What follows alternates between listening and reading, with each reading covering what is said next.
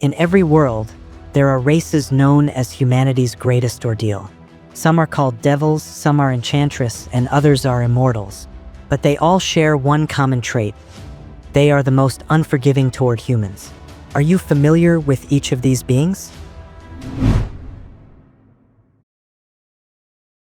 Centaurs often come to mind as wise and noble creatures because of Chiron, the most famous of their kind in Greek mythology.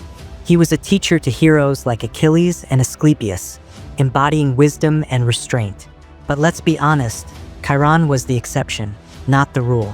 The truth about centaurs paints a much darker picture. Most of their race was nothing like him.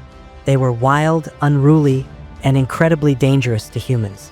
While Chiron is remembered for his intellect and healing skills, the rest of his kind are infamous for their impulsive, destructive behavior. In Greek myths, centaurs are often portrayed as savage beings who gave in to their basest instincts. They indulged excessively in drinking and lacked self-control, which often led to violence.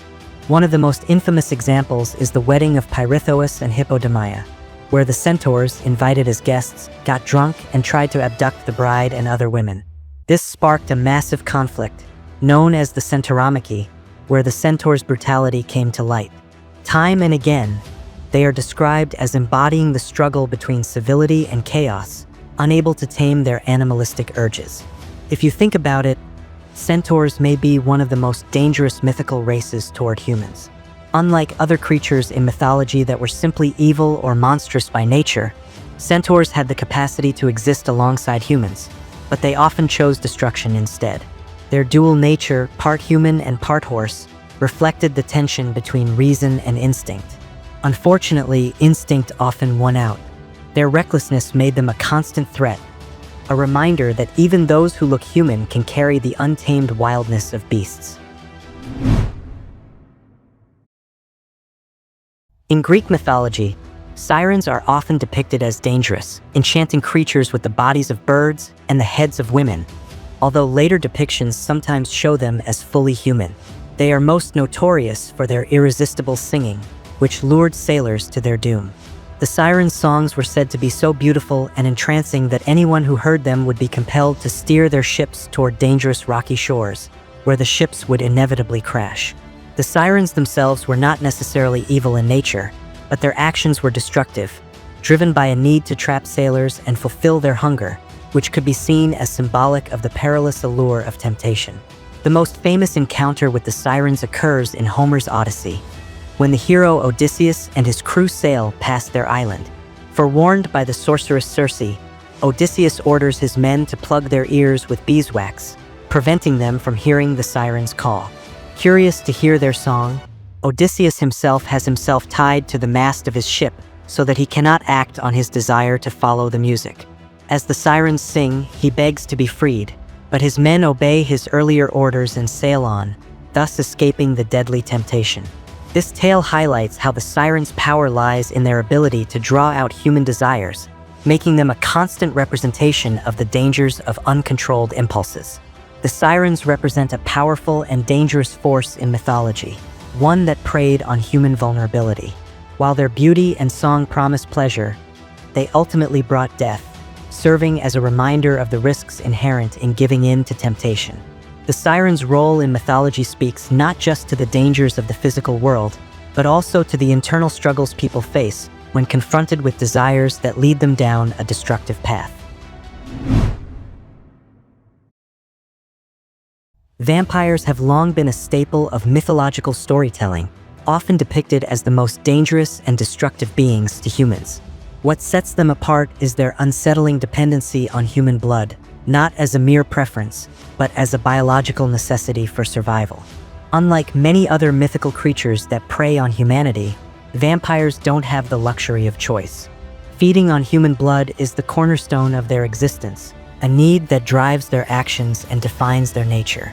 This dependency, combined with their immortal lifespan and cunning intellect, makes them a persistent and terrifying threat. They are not merely scavengers but predators, methodically stalking their prey and blending seamlessly into human society until the moment they strike. While some argue that vampires are not a race but an undead condition, the mythology around them suggests otherwise. Many stories depict them as an entirely separate species, distinct from humans. They have their own intricate hierarchies, traditions, and even the ability to reproduce, with some myths referencing the birth of vampire children. Their society often revolves around strict power structures, with ancient and more powerful vampires ruling over the younger, weaker ones. This structure isn't just for show. It's a mechanism that reinforces their collective survival and ensures the perpetuation of their kind. This hierarchy can make vampires feel eerily human, but it's precisely the similarity that makes them so dangerous. They are not mindless monsters. They are intelligent, strategic, and often manipulative beings who see humans as both a necessity and a resource. In many ways, vampires embody humanity's greatest fears: loss of control, mortality, and being preyed upon by something that looks and acts human but is fundamentally other. If you enjoy this type of content, consider subscribing. It's free and you can unsubscribe later. Ogres, in mythological traditions across the world, stand as some of the most dangerous and destructive beings ever imagined by human folklore. These hulking, humanoid creatures are often portrayed as terrifyingly large, grotesque, and gluttonous. Unlike some mythical beings who live by their own codes of honor or operate in moral gray areas, ogres are typically painted in starkly dark tones. They are predators of humanity, known for their brutal strength and relentless hunger, often targeting humans as prey. The very word ogre conjures fear, rooted in the stories of countless cultures warning of their monstrous appetite for destruction. What makes ogres so uniquely menacing is their complete disregard for human life. In many tales, they dwell on the outskirts of civilization, deep in forests, dark caves, or desolate wastelands, waiting for an opportunity to strike. They don't just devour humans physically. They often represent forces of chaos, primal instincts, and a direct threat to societal order. Stories from French folklore, like those told by Charles Perrault, depict ogres as cruel and cunning, often feasting on children. Similarly, in Japanese folklore, the Oni, a close relative of the ogre, terrorizes villages, wreaking havoc with its supernatural strength and insatiable bloodlust. These creatures are a chilling reminder of humanity's deepest fears: isolation, vulnerability, and the ever-present danger lurking just beyond the safety of the firelight. The destructive force of ogres isn't merely physical, it's also symbolic. Their stories served as cautionary tales, warning against venturing too far from safety or tempting fate. Ogres personify chaos, untamed nature, unchecked hunger, and violence that cannot be reasoned with. They are harbingers of fear and death, and while they might make for great monsters in a bedtime story, the underlying message remains potent. The world outside is full of dangers, and not all of them are human. The Fomorians, a race steeped in Irish mythology, are among the most terrifying and destructive forces ever described in ancient tales. Originating in early Irish lore, they were often depicted as monstrous and chaotic beings, representing the raw, untamed forces of nature. With distorted, otherworldly forms, some with a single eye, arm, or leg, they were a stark contrast to the beauty and balance of their nemesis, the Tuatha De Danann. While some sources describe them as gods of chaos and darkness, others portray them as grotesque giants bent on dominating and oppressing humanity. Their very presence evokes a sense of unease, symbolizing the unpredictable and destructive aspects of the natural world. The Fomorians weren't merely villains. They were a destructive force that humans couldn't ignore. They demanded tribute from the Irish people, often taking crops, livestock, and even the lives of the innocent. Balor of the Evil Eye, one of the most infamous Fomorian leaders, is the epitome of their dangerous nature. His single, deadly "I could unleash destruction with a mere glance," incinerating armies and wreaking havoc on the land. Balor's rule was one of terror, where oppression wasn't just physical but psychological, leaving people to live in constant fear of their overwhelming power. Their clashes with the Tuatha De Danann were more than mythic battles. They were symbolic struggles between chaos and order, destruction and renewal. In a sense, their defeat by Luff and the Tuatha De Danann may symbolize the triumph of light over darkness, but the Fomorians' legacy endures as a warning of what happens when chaos is left unchecked.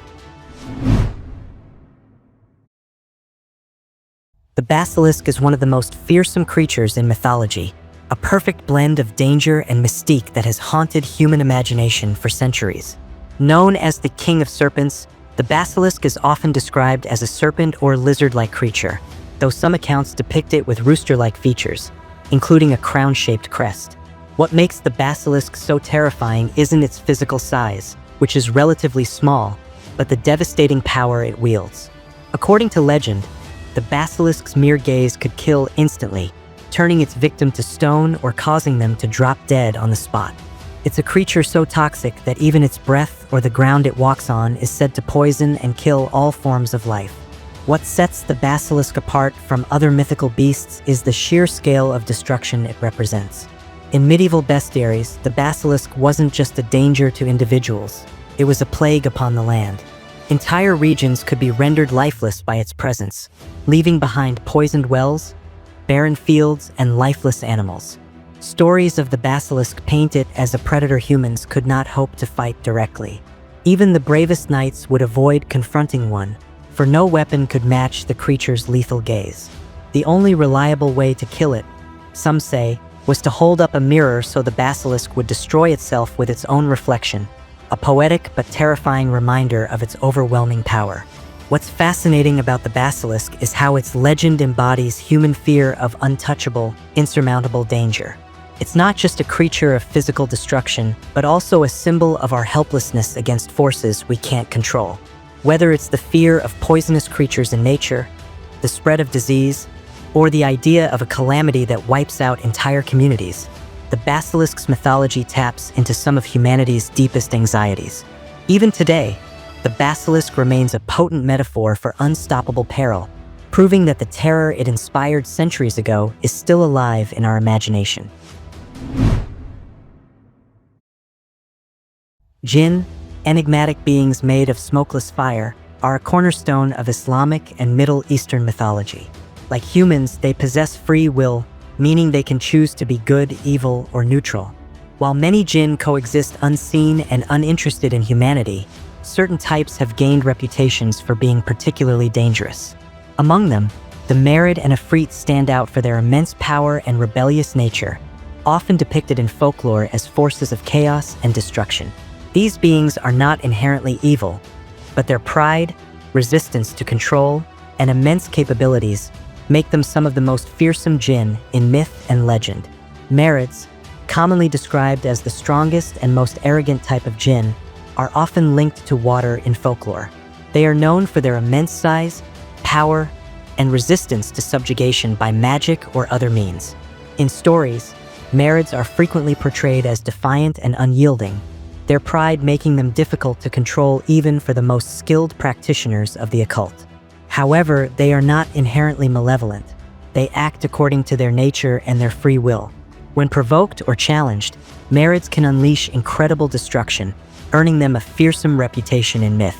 Some tales, like those found in 1001 Nights, feature Marids who serve humans reluctantly, often requiring great effort or cunning to gain their cooperation. Afrits, on the other hand, are fiery beings associated with vengeance and chaos.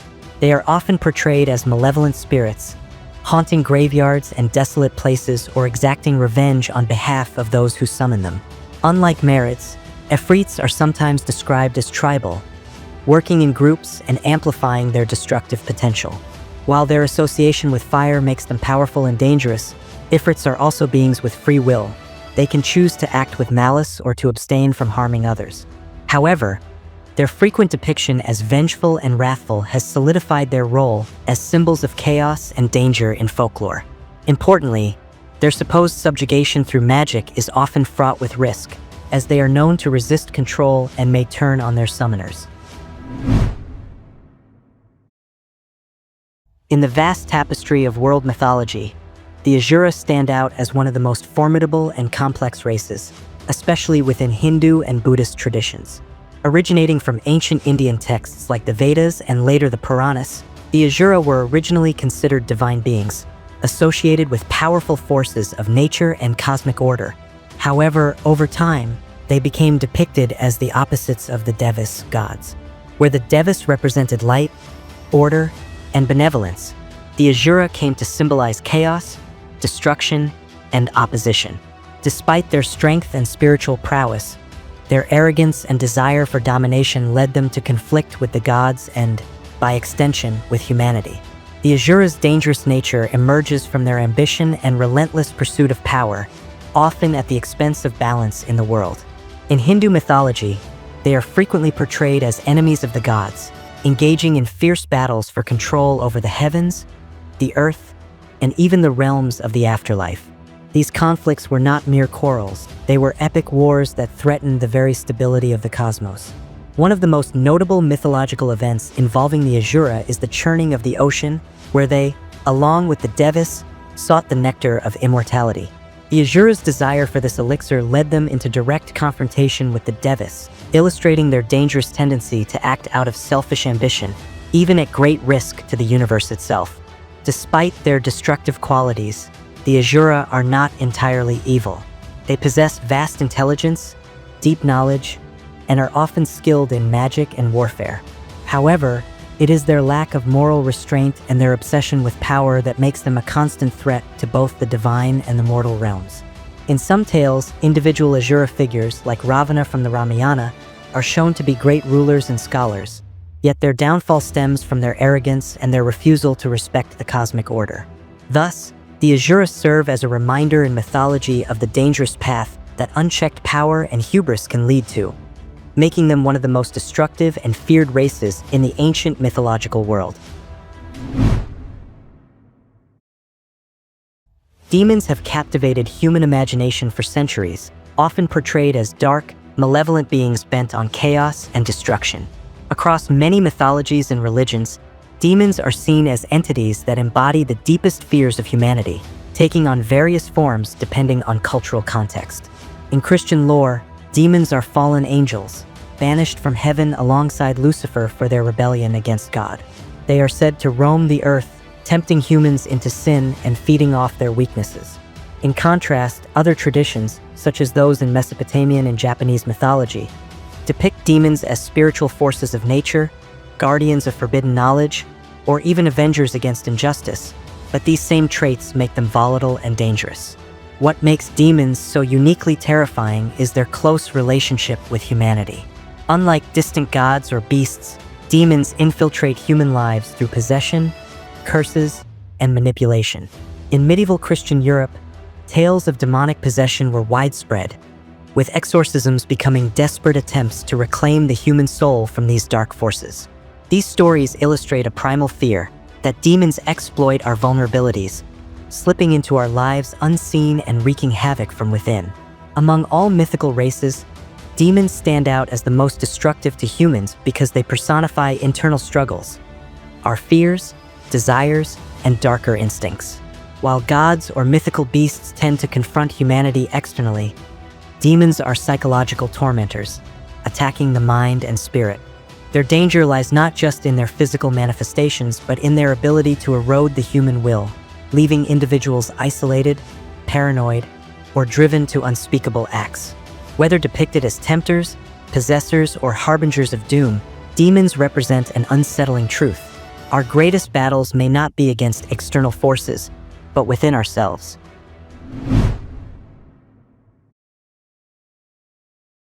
It might be a cliché answer, but when you look at mythology and even reality, there's no race more dangerous and destructive to humans than humans themselves. From ancient tales to modern interpretations, humanity's self-destructive tendencies are a recurring theme. Stories across cultures highlight how we can be our own worst enemies, from Cain's betrayal of Abel in the Bible to the tragic civil wars and betrayals in the Mahabharata. These stories don't just tell us about murder or betrayal, they reveal something deeper: our capacity to harm, exploit, and destroy, even when it's our own kin.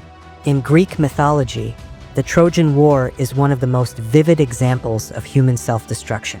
This wasn't a war against gods or monsters, but humans pitted against other humans, driven by pride, vengeance, and greed. Thousands perished because of Helen's abduction, or more accurately, because of the ego and hubris of men. Even the gods, watching from Olympus, seemed baffled by humanity's willingness to annihilate itself for power and love. And then there's the Norse tale of mortal kings start wars that ultimately benefited no one. The lesson is chilling. Humanity's downfall is often rooted in its inability to overcome its darker impulses. Perhaps the most haunting thing is how myth reflects reality. Humans are endlessly inventive, capable of creating tools to solve problems, yet we also use that ingenuity to make weapons of war. Even in peaceful times, we find ways to exploit each other, whether through greed, politics, or societal hierarchies. Mythology didn't have to invent terrifying monsters to represent destruction because humans were already the perfect example. These stories force us to look in the mirror and confront an uncomfortable truth. No mythical race, no monster, no god has ever posed a greater threat to humanity than humanity itself. For deeper insights into these mythical races, click on the video to your left. And for more captivating mythology content, check out the video to your right. If you found this video enjoyable, don't forget to like, subscribe, and hit the notification bell for future uploads.